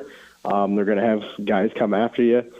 Defensively, they're going to fly around. They're going to be coming downhill as well. So, it's going to present, obviously, big-time challenge for us because, the wing tee and the way they run it, it's a beast to defend and what they do because, once you take away one thing, they got something else that they can, now run because of that. So just got to get back and work on us and have a good week of practice. Well, Coach, I hate talking to you like this. I know it's tough, but sure do appreciate you hopping on here. What would be your message to Cavalier Nation in hopes they make the travels? I know you need them on the road next week. Yeah, no, we had a great crowd tonight, this weekend for homecoming. So, keep staying behind us, keep supporting us like you guys always do, and we'll see you at Royal Center at the Pit on Friday. All right, Coach, thanks for your time. Enjoy the rest of your weekend. Try to, and we'll talk soon, okay? Yep. Thanks, Mitch. All right, that is head coach of the Culver Cavaliers, Austin Foust, here on the Saturday Sports Line. We're going to take a break and come back. It's time to talk South Central football with head coach Buzz Schoff. That's on the other side. You're listening to the Saturday Sports Line. Takes the snap. He does keep it himself, though. Breaks the tackle to the 25, to the 20, to the 15, 10, 5. Touchdown, Redskins! Miles McLaughlin! Going for two are the Redskins. Up the middle, it's Jake Conroy. He will get it. 2-point conversion. 50-18. The Knox Redskins are running away.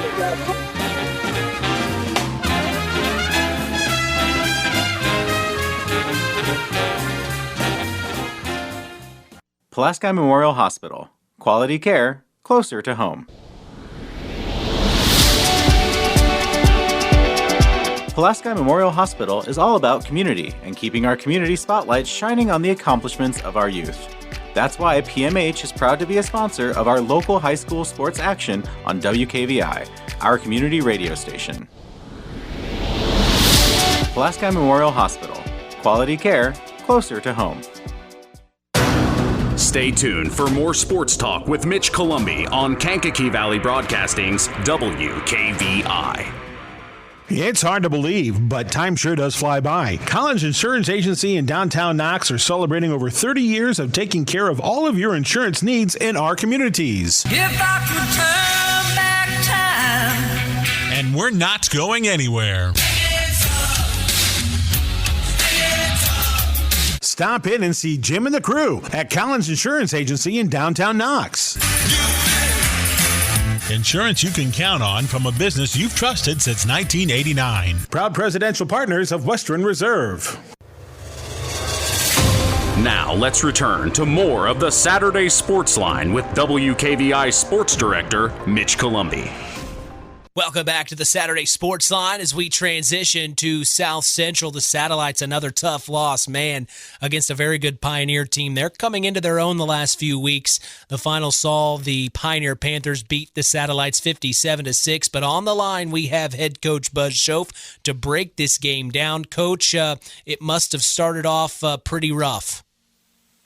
Yeah, to start the game, it wasn't too bad.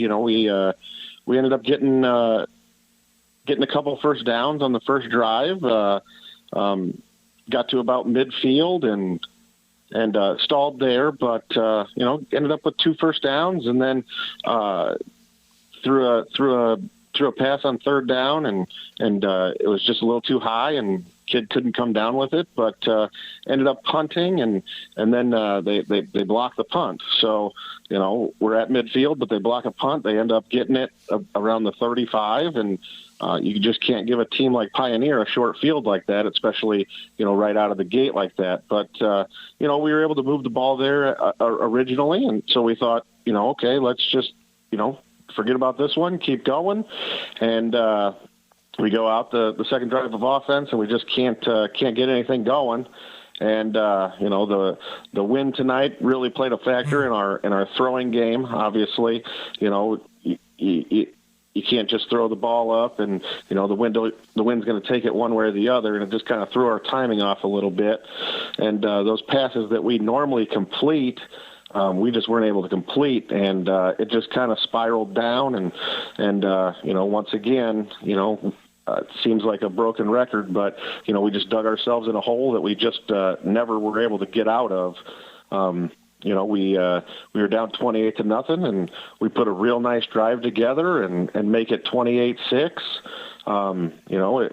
And that's exactly what you want to see out of a team that's struggled the way we have over the past couple of weeks, and then being down again early in the first half like that, and coming back and putting a drive together, punching one in, and then we kick off to them, and they return the kickoff. So, it's just, you just can't follow something good with something just horrific, the way that we have been doing the last couple of weeks. It seems like every time we get something going, every time we do something good, we end up shooting ourselves in the foot, and we end up falling back behind from where we originally started. So, we just got a lot of work to do, and we just got to keep, like I told our coaches at the end of the game, the question is, where do we go from here? And it's just like, we're just going to keep coaching. We're just going to keep plugging away, and, we're making good citizens out of young men, not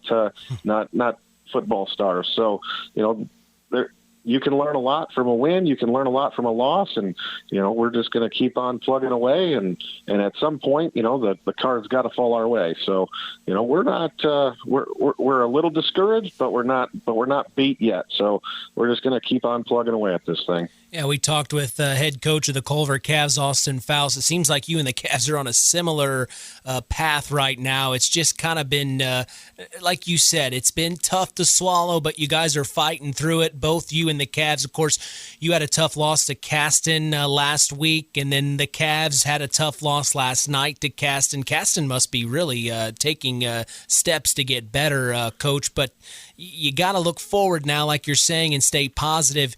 You hit the road for a couple of weeks in a row. You're going to see North Miami this coming week. Then we will see you at Winamac the following week. Do you know anything about North Miami at this time? Yeah, so, I've seen a little bit of them, obviously playing Pioneer. This week we got the Pioneer North Miami film. They played last week, so watch that film, and obviously, you focus on one team, but you can't help yourself but to look at the other team while you're looking at it. So, and that was a tough game. Pioneer beat them 21-14, and obviously with the outcome we had against Pioneer, we know that our work's cut out for us. It's kind of an even match team, very comparable. And just like everybody else in the conference, they're gonna bring it. They're gonna do what they do. It's not gonna be anything fancy. They're not gonna have a massive playbook that you really got to focus on. But they're gonna do 3 or 4 things that they do very, very well. So we just got to focus on that. Can we make them do something that they don't normally do, and force them to be just a little uncomfortable during the football game? And it really just comes down to, can our kids execute what we've been teaching them? It's week 6, and we're still making, we still have missed tackles. We still have misassignments. We still have kids running a play incorrectly after we call it. Those are just things that you can't do in week 6. Week 1, you work on it, and it's a little more acceptable week 1. But week 6, you just can't have those things because everybody else is not making those little mistakes. And if you're still making them, you end up losing football games by a big number. So we know we got our work cut out for us this week. We know that they're going to be tough. We know that they're going to run that triple option at us, and we just got to play discipline, and we just got to execute what we've been taught. So. They're not going to do anything fancy. I think I've seen them throw 3 passes all season long. So, and I'm not really sure if they just like everybody else, they're not going to throw it unless they have to, or if they want to. It's not their game plan to throw the ball, but it makes your front seven really have to step up to the plate, and we're just going to, put one foot in front of the other. We're going to take it one day at a time, and hopefully Friday night we can learn something about ourselves, and we can overcome some things that we haven't in the past couple weeks. What is something as a head coach that you're proud about right now? Is there anything out on the field, maybe positively, you're taking away, maybe some growth that you're seeing from certain players that you could share with us? Yeah, the biggest thing is you see kids becoming young men out on the football field. When you're losing a football game and that the running clock is coming in the future, it's really easy to get down on yourself. It's really easy to get down on your teammates. But our kids really just build themselves up, and they build each other up.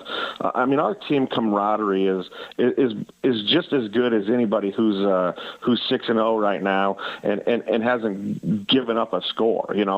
Our kids, if you walk into the locker room, if you come to practice, you would think this team is right where they want to be, and we're playing for a conference championship every week.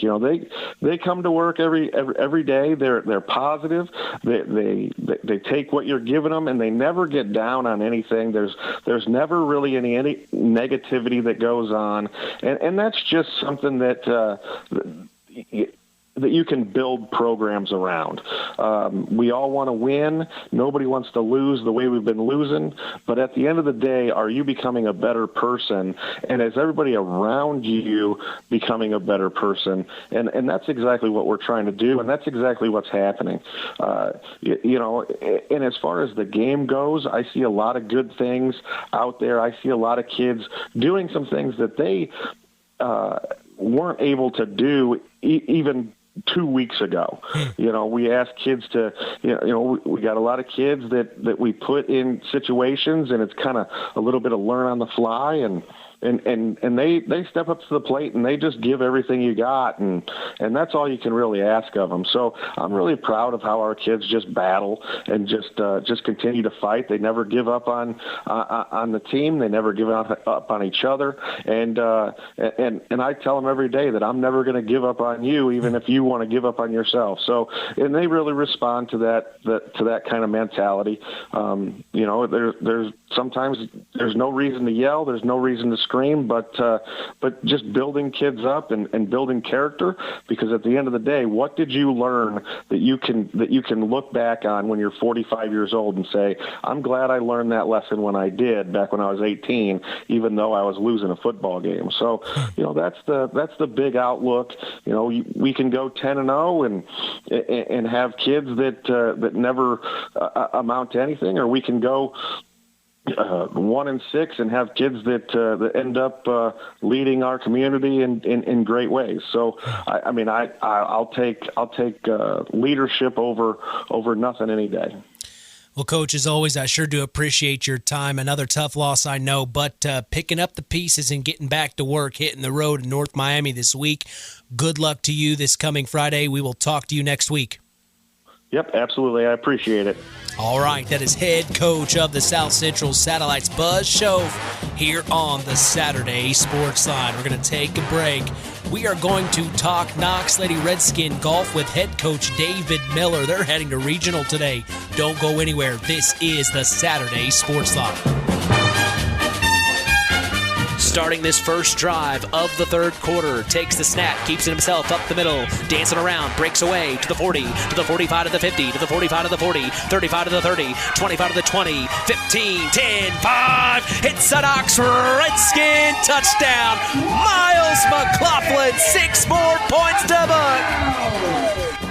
First play here for the Redskins. It's Miles breaking away to the 20, to the 15, still on his feet, to the 5. Touchdown, Redskins! He cannot be stopped.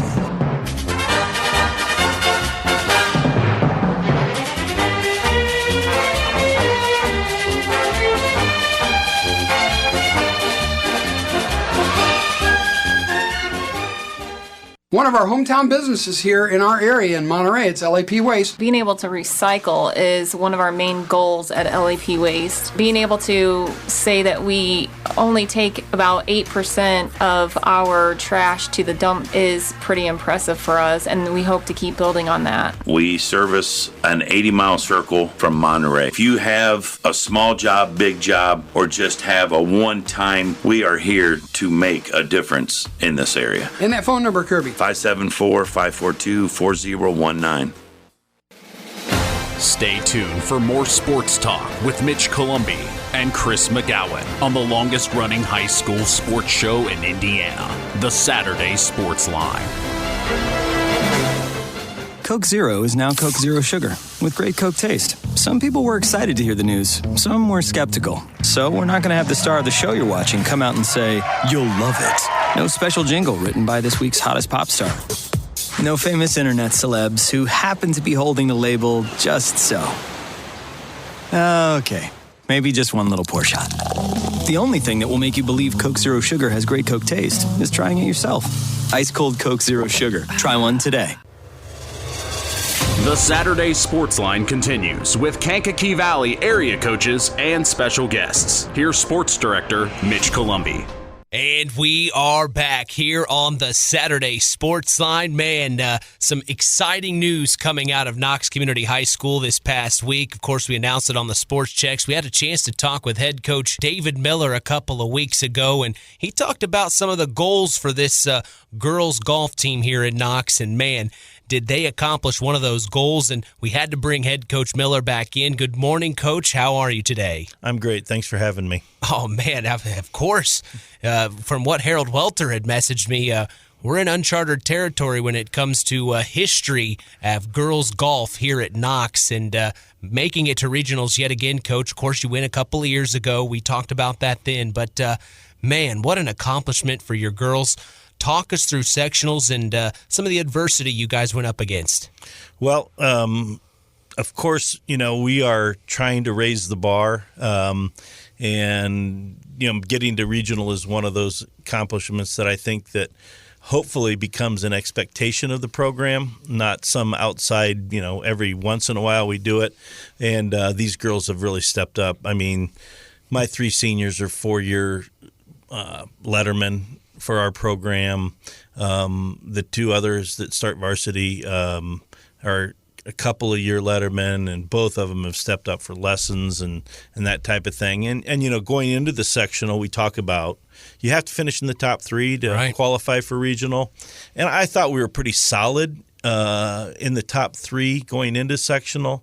I thought LaPorte was probably the prohibitive favorite, being that's their home course. We play at Beechwood Golf Course, outstanding golf course in LaPorte, and we did not play well enough to win the sectional. But I thought, with our raising expectations, I thought we could sneak in here and win this sectional. We just didn't quite play well enough to win it. But qualifying and being in second place, pretty big accomplishment for our program, and one of the four goals that we talked about a couple of weeks ago for our program, and so after winning, after getting second place up in the regional or up in the sectional, we get to go to regional at Sandy Pines Golf Course in DeMotte. We are paired early morning tee time. My number 5 goes off at 8 o'clock, and we are paired with the second place finishers at Twin Lakes and the second place finishers at Lake Central, which second place, both of those teams were very solid. One's Munster from Northwest Indiana, one's Rensselaer. Interesting. And so we'll be competitive with them. There are 15 teams in regional. I think that there are probably 5 Duneland Conference teams, but 3 Duneland Conference teams, LaPorte, Portage, and Valparaiso. My goal is to beat at least 2 of those, which would be a tremendous accomplishment for our small school to beat those types of teams. Right. And I know we can beat a couple of other teams. And so to finish around that 10th place would be really good, because last time we've gone, we were the last place team and we made it. We were happy. But I don't want to be at the bottom of the barrel. Right. I want to move up that list, right? And I think that would be a great accomplishment. If we could finish in the 10, 11, 12 area, I think that would be another feather in the cap of the Knox program, and that's kind of what I'm going to tell the girls. That's what we're preparing for. So. Well, and you talk a little bit about the girls going into regionals. They had a really good run at sectionals. Of course, second place overall for Joie Montague. Yeah, that's your number one we talked about a couple of weeks ago. And then also Bethany Barnes stepped up and did very well for you. Two girls that are just, kind of girls that I can leave and, being a single coach with 5 girls out on the golf course, those are the 2 girls that I feel like I can leave, and they're not going to fall apart. They know how to right the ship when things start going bad. And inevitably in an 18-hole match, you're going to have a double par. You're going to have a blow up. And those girls are so mentally tough and solid that they can do that. And, they step up. And I'm pretty sure that Joey and every time out, Joey and Beth are going to put down a score that they can be proud of. And it gives me a chance to go out and see some of the other girls that may be struggling. Our third place finisher at the sectional was also our third place finisher at our conference, and that's Aline Stacy. And Aline didn't have a good day. She would be the first to tell you. She was disappointed. I was disappointed. Her dad was disappointed. He was following along. But it's great to have people follow along. I can check up on her too. But we're going to get it right. Aline's got a lot of talent. She knows that. Everybody knows that. And if we get her right, then, that's 10, 12 more shots she could have shot and she will shoot, in the future. But time's running out. She's a senior. Right. And the inevitability that the season is going to end is kind of hitting home with these girls. We had senior night the other night. Sure. I think one of the best ways to celebrate seniors, and we have families out. And it was just a great evening. And we celebrated those 3 seniors along with another senior, and that's Ginger Vincent, who came out this year. Ginger has a really great story of overcoming childhood cancer. Oh, my. And wow. And just an unbelievable girl that I am so glad that she's part of our program. And I told her the other day I wish it would have been 2-3 years ago, but it is what it is. And so we celebrated our seniors, Joey and Bethany and Aline and Ginger Vincent on Monday. So we kind of knew we celebrated that fact that we had accomplished the 4 goals that we talked about. Yeah. Last time we celebrated the seniors. The underclassmen got to get up and talk about their experiences. And you know what I heard a lot of on Monday? Not how great of a golfer this person is or that person is, but I heard leadership. Joie Montague, Bethany drive to practice. They are the last ones to leave practice. Any chance they get, they're practicing. And that's just an example to the younger ones of what it's going to take to keep this going on. And I heard, not only leadership, but I also heard camaraderie, bus rides, jokes that they tell on the back of the bus, things that don't have anything to do with golf, but have something to do with lifelong friendships and those types of things. And to me, that's what high school sports is about. Very few of our kids are going to go on and play golf in college. Not that they can't. Sure. But they are going to have these friendships that they've developed in golf forever. And they're going to be able, if they want to go out and play golf forever. And I think that's kind of the accomplishment that we want to get done, through golf. Well, and with the goals that you've set forth, and like you said, the seniors, and they were there a couple of years ago when you were in this position, to see them grow up and to see the work pay off, I mean, that's almost got to be a championship in its own. Right. I have a picture that I hang in my classroom of our first regional qualifying team. And, there was 2 girls on that regional qualifying team, only 2 that are left, and that's Joey and Beth. There are 3 that aren't there anymore. So 3 other girls had to step up and kind of keep this thing rolling, and they have. And again, I think it's leadership. I said the time before, I don't know if Joey Montague ever goes and gets lessons unless Javelin Norm started the lessons, or Layla Jacobs. I don't know if she gets lessons unless she sees Eileen Stacy over at Swan Lake going to get lessons. And all of those things makes Layla Jacobs a better golfer, made Joie Montague a better golfer, even though she's our number one and has been for 2, arguably 3 years. But, I mean, the competition, and it's good competition. It's not, catty or jealousy or anything like that. It's, I want to get better too. And they see each other doing it, and I think it perpetuates an idea of excellence in the program, being better, wanting to accomplish goals, and that's something I'm pretty proud of those girls, for them doing those things.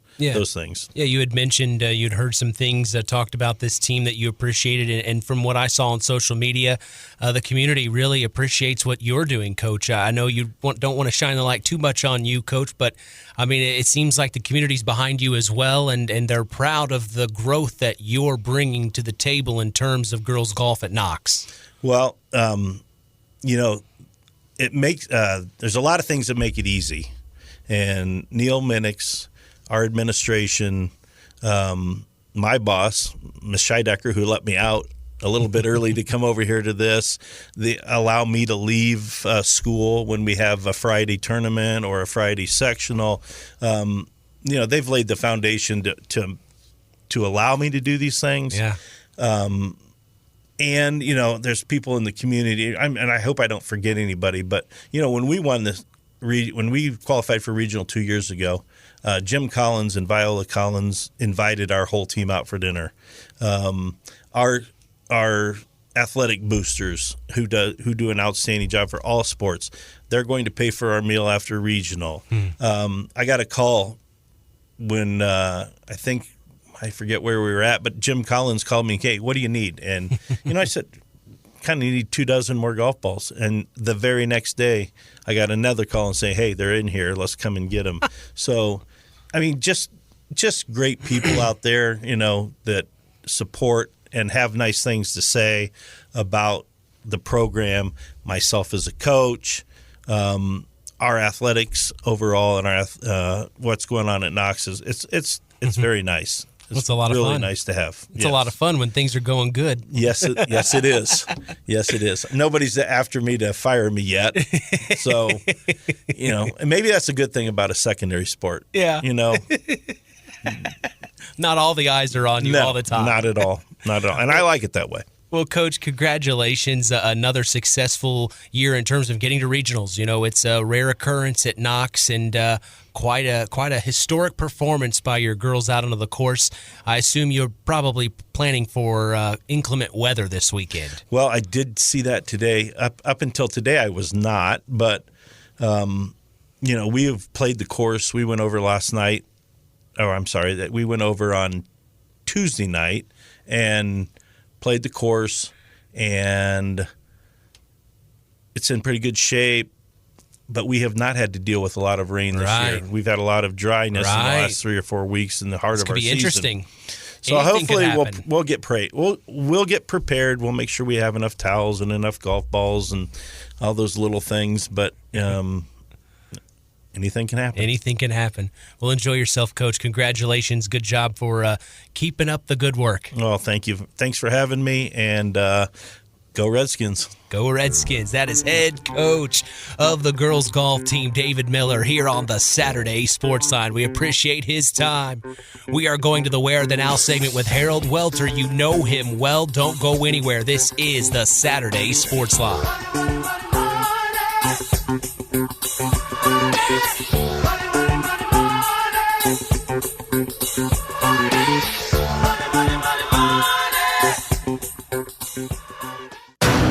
Stay tuned for more sports talk with Mitch Columbi on Kankakee Valley Broadcasting's WKVI. It's time now for Where Are They Now? A look back at more than a half century of local high school sports coverage on Kankakee Valley Broadcasting's WKVI. Today's program is brought to you by Osborne's Mini Mart in Knox. Now let's meet one of the local high school sports figures from more than 50 years of WKVI sports and find out, where are they now? Well, as we look back on more than 50 years of broadcasting high school sports in the Kankakee Valley here on WKVI, our guest is Gavin Breyfogle, a 2017 graduate of Winamac High School, where he played on a couple of sectional championship football teams. He did some track and some wrestling and all kinds of things, and we want to reminisce a little bit about that. But we call this segment, Where Are They Now? So, Gavin, where are you now, and what are you doing? After graduating high school and leaving college, I moved to Lafayette, Indiana. I started coaching football here in 2019 with Brian May and took over as the defensive coordinator in 2020, and I've been teaching social studies and coaching football since. So you're at Lafayette Central Catholic, that is highly rated again this year. But I want to go back and talk with you about your high school career, because you had some teams that you played on that had some pretty darn good success. Of all the games that you played in and the matches you were in your high school career, all these years later, what's the one that stands out in your mind more than any other? One that stands out for me personally would be playing Bremen my senior year. They were ranked number 1 in sectionals against us all year. We were ranked like 3 and 4 throughout the year. Had just come off a team that had lost in sectionals the year before. We beat them by a touchdown, I believe, on a trick play at the end that Brandon Burgess had drawn up that week. And it is one that vividly sits in my mind as a game that we just had to claw through and kind of fight and scratch our way to stay in at the end, and one that we ended up taking the dub home with. So. Well, your senior year, your team started off 0-4, as I remember, and ended up being sectional champions before the year was over. What turned that season around for you guys? I think that my senior class struggled with leadership at the beginning. We were someone that had seen great leadership and never really understood what they were doing to get to where we were the 3 years prior. We lost to Culver, and I remember us having a meeting in the locker room after that game, which would have been the 4th one in that row that you're talking about. And we just all kind of came together and said that this was not the Winamac style football that we were used to, and all agreed that we had to change first as leadership in order for the role players and the freshmen and sophomores to change that year as well. Wow, because actually you had started that your freshman year was the year that the Warriors went 13-1 and won a regional and just buried a lot of people. So I hear what you're saying about the tradition of Winamac, and to turn that around, you had to talk about leadership, not just what was happening on the field, huh? Yeah. People are kind of blinded to how much really goes into high school sports, and one of the biggest factors is positive peer pressure. High school kids being able to get other high school kids to do the right thing instead of what is easier to do in high school, which is slack off at times, not do what you're supposed to do, skip on homework, skip on all these things. When you play sports, like, you have people that hold you accountable, because if you're not eligible, you can't play. If you're not doing what you're supposed to do, the coach isn't going to let you play, or you're not at the peak performance that you should be. I think leadership was a big thing that we lacked in high school and that we just didn't know that we needed. And when you start to coach, you go, wow, if I would have known that in 2017, how good could we have been? Growing up there in the Winamac area, and as you played in high school, who were some of the people, Gavin, who were like your role models or people who helped you be successful in athletics? I can remember being a freshman, and there is a list of them that, like, I think I silently took after. I remember watching Keegan Caston, Sean Lynch, Tyler Katchke, Dalton Button, Parker Fox, Jesse Nyes. I remember watching them and thinking that they did it the right way. Super physical on the football field, super athletic. They helped all the freshmen and sophomores understand their job. They made football fun. From a adult standpoint, I think Tim Ross he's a Hall of Fame head coach for a reason. That guy cared more about people than he did the X's and O's of football, which turned out really well for all of his former players. And it bled down through the staff. Brandon Burgess and Josh Burgess were in the building when I was in high school, and they were both stand-up humans that cared about the athlete before, like individually before what they could do on a football field for them. So I think those are definitely people that I looked up to a ton, and the adults verbally helped me through. And for the players that I mentioned, it was just being able to see what a leader is and kind of watch them do it the right way was really helpful for me. Tell me about what you're doing at Lafayette Central Catholic and what you're trying to teach your young athletes down there who are top-rated in the state at this point in time. Yeah, I lucked out when I first got down here. I coached for, I would say, the best high school football coach in Indiana. And of course, I'm biased because I work for him. Brian May he took a 19-year-old that was coming out of college because of an injury and really helped mold me as well.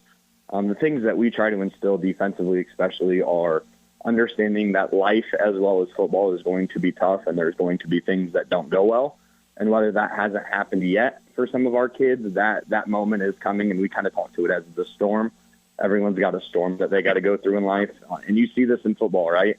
I mean, we had a successful night last Friday against West Lafayette, but there was times in the game where it would get really high, and there's times you would get down into a valley, and it felt like you had to fight and claw to get out of there.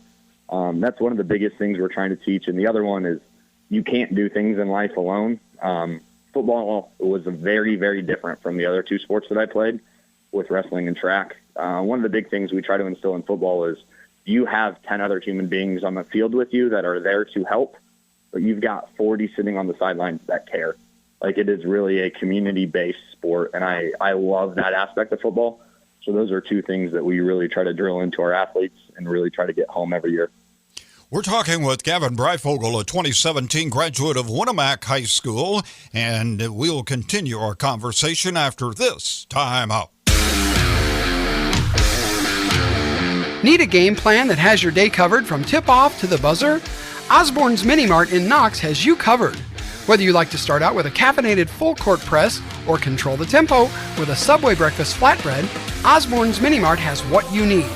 Don't get trapped in the corner with an empty stomach. Call a quick timeout and get 2 hot dogs. Visit Osborne's Mini Mart in Knox at the corner of US 35 and Highway 8 East to guarantee you win the day. Our guest is Gavin Breyfogle, a 2017 graduate of Winamac High School.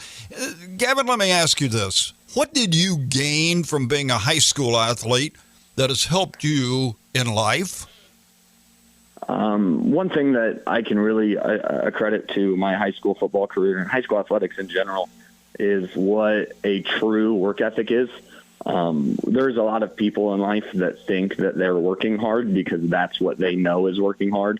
And in sports, you get an opportunity for someone to tell you, this is what it looks like. This is how it appears to the outside world. And a lot of times kids realize that they can dig deeper than what they are. I know that the words that get thrown out for sports, discipline or hard work or all of those things can be scary when you're not doing them. But kids kind of miss out on how rewarding that is as well. How rewarding it is to work your tail off for months and months and months to try to win a sectional. And then you win the sectional and how good that moment feels, or how hard it is to get ready for a wrestling season. And when you win your first match, how rewarding it feels. I think work ethic is something that's definitely shown through high school sports, and it's something that continues to get shown as you go through life. It's really good to develop that when you're the ages of 13, 14, 15, 16, before you get to 25 and you go, well, now what? Now how do I work? How do I do this? So what I hear you saying is, first of all, some people may not know what it means to work hard. They think they're working hard, but that's because they haven't seen what working hard really is. Yeah, 100%. And I think high school sports is a great moment to introduce people to that. Like you feel it, right? Because it's physical. It's not the same as when you're 35 and you're working hard on a business venture, or you're 25 like I am and you're working hard on a presentation for class. That's different than it is to be hardworking, physical, and go, I can feel it. And the great thing about that when you're a kid is you see it too, right? After 2 or 3 months of starting a new sport, you can see your body start to change, and you can tangibly see the growth that's happened in a person. And that's special. You don't get that for the rest of your life, depending on what ventures you choose. And in high school sports, like, you get tangible proof of growth. Finally, Gavin, let me ask you, what advice would you give to maybe some of those middle schoolers out there who would like to have the kind of success that you've had? What I would tell kids is that failure is not the other end of success. The other end of success would be quitting. So if you don't become successful, at some point you gave up on your venture or yourself. If you failed, then you're learning. And if you continue to fail, at one point you will be successful. You can go through Abraham Lincoln trying to become president and how many times he failed to run for different office members. You can go through any of the great businessmen that have failed and failed and failed and finally get a startup started that's successful for them. All the athletes that had injuries and surgeries and eventually had to overcome them. It's the amount of times that you're willing to fail will dictate if you're successful or not.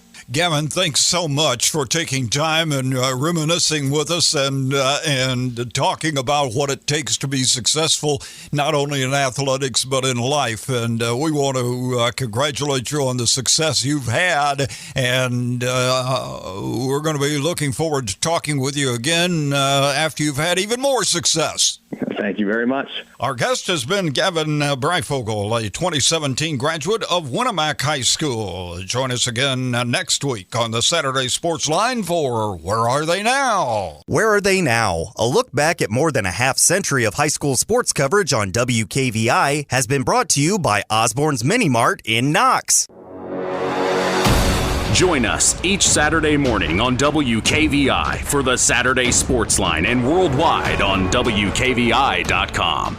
Time now for our Tyler Roth WKVI Athlete of the Week, given in memory of Tyler Roth, a 2001 graduate of Winamac High School who died as a result of an auto accident 1 week after his high school graduation. His legacy of hard work, outstanding citizenship, artistic success, and super athletic performance lives on with this award given every week to outstanding student athletes from the 8 schools in the Kankakee Valley. Today's award is brought to you by Web Printing and JT Shirt Shack in Winamac, and we'll tell you who's earned the Tyler Roth WKVI Athlete of the Week after this word from Web Printing. Web Printing and JT Shirt Shack and signs of all kinds in Winamac is where all of your printing needs can be met. Whether it's paper, garments, or signs, Web Printing is your full-service printing solution. So if you're in need of embroidered or screen-printed garments, tickets or programs for your event, or documents for your business, Web Printing and JT Shirt Shack is the place to go. For the quickest service, best prices, and best quality, it's Web Printing and JT Shirt Shack in Winamac. Our Tyler Roth WKVI Athlete of the Week for this week is Joie Montague, a member of the girls golf team at Knox Community High School. Joie had an amazing week for the Knox Lady Redskins. She placed second overall at the LaPorte Sectional, as well as helping her team advance to the regional. Harold Welter mentioned it is the most successful season in Lady Redskin golf history. Quite a statement from the man himself. But as we found out a little bit ago from head coach David Miller, Joie is the number one on this team, and she sets the tone. As they are in regionals today, we wish them good luck. Joie is the daughter of Trisha Lovely and Ryan Montague, as we congratulate Joie Montague of Knox Community High School, our Tyler Roth WKVI Athlete of the Week. Joie will receive a certificate, a history of the award, and a t-shirt commemorating her achievement, and will also be a future guest on the Saturday Sports Line. She will be eligible for our Tyler Roth WKVI Athlete of the Year award later this spring, which carries with it a plaque and a college scholarship, compliments of WKVI and the family of Tyler Roth. The Tyler Roth WKVI Athlete of the Week is brought to you by Web Printing and JT Shirt Shack in Winamac. I'll make sure to get with Miss Montague this week, as that's another Saturday Sports Line in the books. We always appreciate our listeners. Since 1969, this has been your local sports broadcasting leader, and we are honored to help this tradition continue on. Until next week, keep up to date on the sports checks. Follow us on all of our social media sites, on Instagram at WKVI Sports, on X at KVB Sports, and on Facebook at Sports to the Max for all Kankakee Valley Broadcasting sports content. All right, I'm out of here. Enjoy the rest of your weekend. I'm Mitch Columbi. The tradition continues.